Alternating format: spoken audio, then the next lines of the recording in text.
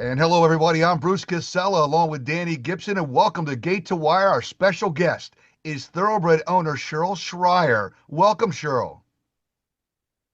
Thank you for having me. I'm excited to be here. Cheryl, how'd you get started in ownership? Well, you know, I retired from the day job in 2019, and I really wanted to do something that was fun in the second lifetime. You know, you always have another career after you retire. And I remember the days of my parents getting real dolled up and dressed, my mother in a big fluffy dress and heels and going to the racetrack. My mother was a lover of the sulkies, you know, the standard breds. My dad would go to Aqueduct with my uncle. And it was just always something that, you know, was a part of our family life. And I remember hearing about it. And then as I had my own children, my younger daughter began to ride horses. And I really, the magnificent animals that they are, I became really intrigued by it.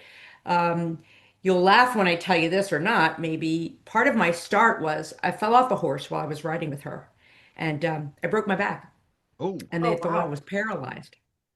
For about 2.5 hours, I had no feeling in my legs. And I was with my daughter Camille in the ring when that happened. But it created a fear in me, as you can imagine, right? That this thoroughbred racing ownership is now healing for me. Being around these animals again, it took me over 10 years to get back on a horse. And this is creating healing. So that's kind of how I got in. It was retirement. I was looking for something that would help me to learn, continue to grow. And boy, there is a lot of learning to do in thoroughbred racing, in every aspect, right? About the horses, about the game, about the times and how they work and how they grow. So I'm learning. It's very stimulating for me. It's something my husband and I are doing together. We're really enjoying that part together. It's a business. I'm a business person. That's my background. It's all I did for my whole life was own a business. So that's how I kind of got started in it. And for me, it's a healing process, but something that is an excuse to travel as well. So we're traveling, really learning so much, going to Kentucky. I mean, couldn't you spend months in Kentucky learning about thoroughbreds, right? And so now, most recently, as of just, I guess, 2 weeks ago, I claimed my first horse. It took a long time to find one to get, with trainer Tyler Service, who I'm excited to be working with. And I also now have gotten into some relationships with shared ownership. And so now I have four others in our stable for Glambo Racing, who are everywhere from Texas to Oklahoma, and some will come back up to Parks. So I'm really excited, and I'm really excited also to be a part of the Parks family. I started coming to the track a couple years ago, that gig of retirement, doing something fun.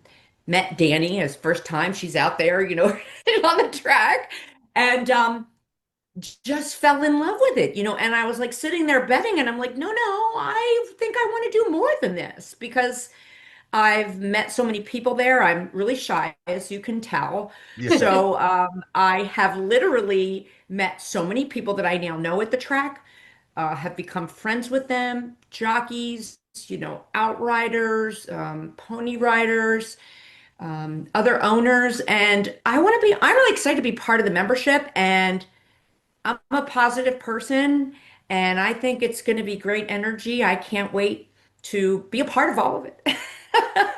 Well, you definitely are. You're definitely part of our community now. We all embrace you. Tell us the name of your racing stable again and about those beautiful silks sitting next to you. So the name of the stable is Glambo Racing LLC. And you'll want to know the story behind that, I'm sure. So, you know, at 67 years young, I am a grandmother, but I'm much too glamorous to be called grandma. So they call me Glamma. That's what I'm called, Glamma. And I happen to drive one of my cars is a Lamborghini. So Glambo was born because Glamma drives her Lamborghini, and that's a lot of horsepower. Yeah. So that's how I got the name. And the silks, I had racehorses on them, but also what was really important to me because Camille helped me with this, my youngest daughter, this crown on it. Yes. Because our daughter Camille, who actually was there last year with you all at Parks for the Cotillion and did Riders Up, she was Miss America in 2020. She became Miss America, well, 2019, and she was Miss America 2020 and 2021 because of COVID. So, her love of horses, her riding, and all of those things, and the fact that she was able to achieve that. I wanted to make sure that there was a crown on there to represent that. And then our first thoroughbred that we owned and still have is with McPeak Racing out of Kentucky. And this is a picture of her right here. That's Hurricane Camille. And I just went to see her actually on Friday. I went down to Colonial because she started in Ocala, where she was broke and, got under saddle. And then she went to Keeneland and she did a couple of her first workouts there at 3 furlongs. She's now at Colonial. So I drove down to see her the other day. She's running 4 furlongs now and breezing. And she's a big, giant filly. I mean, big. I'm learning so much, but my instincts say she might be a turfer because she's got like big feet, big legs, and so Fun. she's learning. I think right now she still thinks that she's just supposed to go out and race next to her buddy, Yep. on the breeze. I don't think she's figured out yet if that buddy runs ahead and she's supposed to catch him. So, but she remembers me. I visited her once every month in Florida when she was in Ocala. Part of this is, really that experience. Like I said to you, that's the healing for me to be around these gentle giants and understand um, how I don't need to be afraid of them anymore. They're a part of my life, and I love Oh that. yeah. So she was our first. And then the other ones I have, well, the one I claimed with Tyler, that horse's name is Weeks Strong. You probably remember that Mhm. race, Yep. Of Danny, course, just Tyler weeks knows well. ago. Yep. So, and Tyler had trained that horse a little bit in the past, so he's got her, and she's getting happy again and getting fat and all that good stuff, and she'll be out on the track again. And then I have a partnership on another horse in there that's out of Traffic, whatever the name is, I forget. But we're hoping that horse is going to be named Let's Beat the Traffic. And that New York horse traffic or is a cross 2-year-old, traffic? and Tyler's working with that one. That's still a little baby, probably race maybe late August, September, I Oh, hope. New York traffic. So I'm excited about that.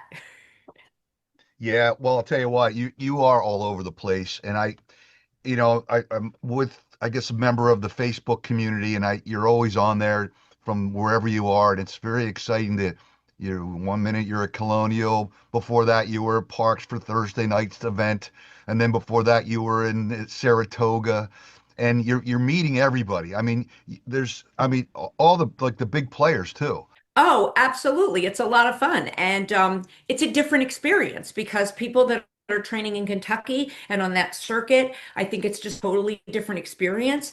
But what an opportunity, right? To get into the paddock up at Saratoga and be standing there while those horses are, I mean, last year, I got to tell you something. We part of this was we went to all 3 legs of the crown last year for the first time. And then we went to all 3 legs of the crown this year with a very different approach, now that we're getting into it. But there was nothing like watching Sovereignty last year in that paddock, up at Saratoga. I mean, it's incredible. It's absolutely incredible. And I love that part of it. Each place is a little different. I went to Aqueduct for the last day. I was there for the closing day at Aqueduct on June 28th. It was important to me to be there because I felt like it was a part of my family's history. I remember my dad and my uncle going, as I said, and I got a big bottle of dirt from Aqueduct off the track. So I have that here. I'm a sentimental girl, right? Um, but parks also, because my family, it was, Liberty Bell in Philadelphia, and that was my family, and racing, that's where it was. So I'm really excited to be a part of all of, yeah, the bigger ones are different. They're different experiences. Um, but all of them, I'm one of those people that you look at it globally and all of it really encompasses racing. The smaller tracks, the larger tracks, where the big folks are running versus the little folks. But listen, I remember being down at Keeneland. I turned around and there was Butch Reed, and I'm like, heck, Mhm. this is great. Our So, trainers, you know, yeah, our trainers are fantastic, and they know about horse racing as well as the other ones. The difference between the big time trainers, that they get all the money. They have an Exactly. association with wealthy people. It's You trust me, know, if some of our trainers got those horses, they would be on the same stage. It's just absolutely. about the clientele. Cheryl, what's been any surprises for owning a racehorse that maybe you weren't expecting? let's see, a surprise about owning them. That they don't all eat apples and carrots. Yep, there you go. I mean, seriously, I just went down and I was in the McPeak stable, and then actually I was over at Tyler's stable last week visiting Week Strong. And I'm like, and Camille and I went over and we're like, we got our mints, we got our apples, we got our carrots.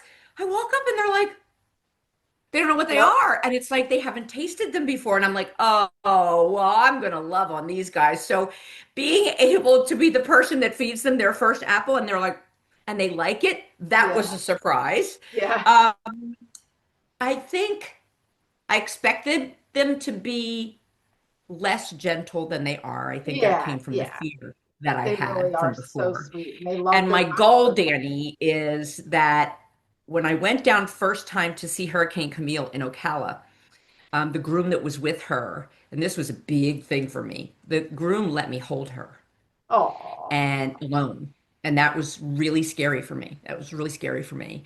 But my goal is really to be able to do that and walk with the horse yeah. in a confident Be a little more way. hands-on.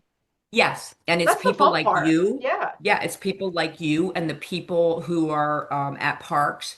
They all know me. I'm the treat lady when they see me. All the Oh yeah. outriders and the ponies come over. But I'm Italian, so I got to feed everything, I right? love it. That's how it goes. Um, so I think that's probably it, that they were more gentle than I thought.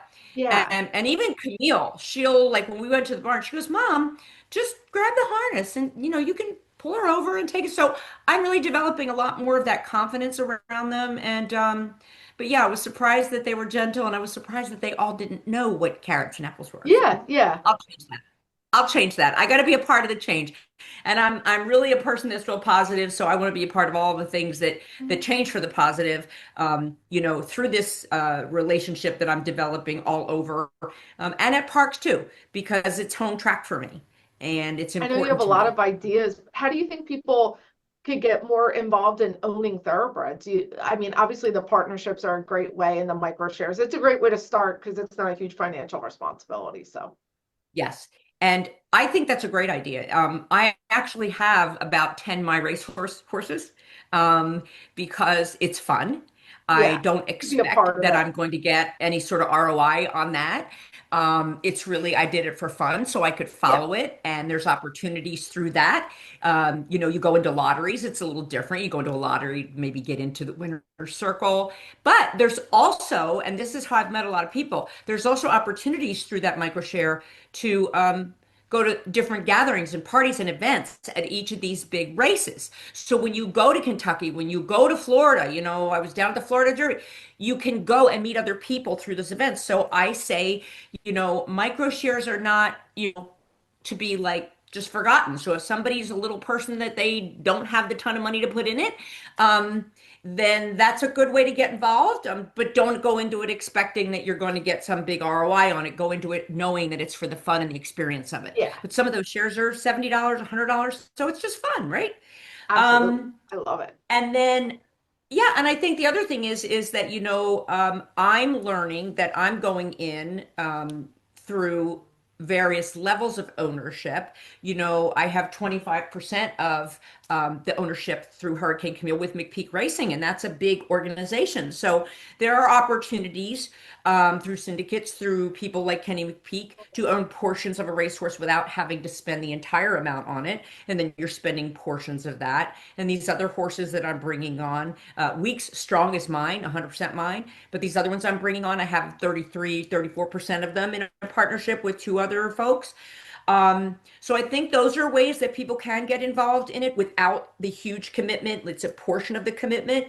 Um, I think that people need to be realistic about it and really ask a lot of questions. I'm a person that I'll just ask the question. I don't care if I look stupid or not. It's just I Yeah, need to same learn. here. So it's like, okay, understanding what is it going to cost when the horse is just standing? What's it going to cost when the horse goes into training at first? How does that change when the horse is actually now racing?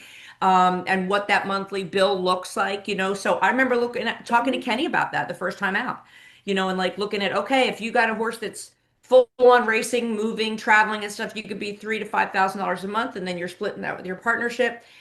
It's less when they're still down, like getting broke. So it's Right. all relative to where you're going. Um, I think that we should have things like that, Danny. I want to do things like that where we have Yeah. meetings and talk about that at parks. Yep. You know, one of the things that was most difficult for me to learn, and you know, I just asked and asked and asked, was just reading the program. I mean, I Hmm. have friends that want to come over and they're like, what? Like they look at it and they're like, they don't understand. Yeah, it So looks we could do great, fun right? things like that. Absolutely. Yeah. And Hmm. I'm going to do the Glambo racing merch. Believe me, I'm going to do Glambo racing merch and we're going to Love be it. throwing it out. I want the jockeys to throw out t-shirts. You want to do that, Danny? You want to do Absolutely. that? Yeah. Wow. Yeah, I Well, really want people to get into it. And I want families to bring their kids. I have friends and you know, be able to that help to market it because you know, I have friends that like said to me and they come to the track. I have one friend in particular that I'm thinking of. She comes to the track like on PA Derby and stuff like that, but she didn't know we were doing the twilights. And I'm like, oh my God, yes, we're doing the twilights. You're gonna come out and see the twilights. So I love all those new things that are happening. I'm excited about our new turf coming up, you know, in next year, especially since I think Hurricane Camille might be a turfer. There you go. So we've got a lot of good things happening at parks, and Yeah, I want to be a part of that too. So I'm excited to be there. absolutely. yeah, well, I look forward to following your journey. I would love that down the road you have a horse in the Kentucky Derby or the Belmont Stakes, the Preakness or whatever. And I, you know, knowing you as I've only known you for about a year now because we met at Saratoga for Smarty Jones. But Yeah. knowing you, or maybe it's 2 years now, uh, knowing you, I know that you're not going to give up. I mean, you'll just keep going and going and going until you get to that goal, if that is your goal. But that journey is amazing, and it's going to be fun watching it. It is fun. And you know what? If that were to happen, that would be just amazing, wouldn't it? But one way or the other, I am loving every single I second, think you'll every find single getting, minute of every single and like I said to you, it is a business for me. So believe me, but here's the difference, you know, for 25 years as a union electrical contractor, that's what I did before I did this. Um, I was the person behind the scenes making sure that the business ran, you know, HR and the legal stuff and the books and all that stuff. Now I got my husband doing that for me. So so the Nice. tables have turned. Okay. So it is a business and we're going to make sure that we run it that way. yeah, But there's opportunities to do that and be successful and then help as a part of that success to be a change for the future. But if I got to the dirt, wouldn't that be great to get to the Derby? You know, I'm on team service now, right? So yeah. And there he you can get go. you there. He'll be able to get you there. Right? So I'm excited about that, and that would be terrific. But if that doesn't happen, I'd love to be in that because believe me, Bruce, the other part of this is, you know, when you go to, and you know, Danny, you go to the three legs of the crown. I'm all about the fashion. Yep. Okay, Glambo Racing is going to make racing glamorous again. So Love it. I'm all about that too. So it's about having fun while you're doing it. And I'd love to be there, Bruce. I'd love to be there, Danny. And I think I you know if getting that that happens, first y'all be there with me. win with Week Strong is going to be just as exciting as any Derby. You know, just I wait, just know. wait. Yeah. Danny, you'll have to hold me up because I'll I lose my will. breath. I will. I'll be holding you up. All You're going right, to live guys. so Well, listen, thank you so much, Cheryl, for coming on the Gate to Wire. Really appreciate it. And best of luck. And I'm sure I'll see you at the racetrack. In fact, I'm heading out there right now. Good. Yeah, thank you so much for the opportunity. It's been great to talk to you, and I'll see you guys at the apron.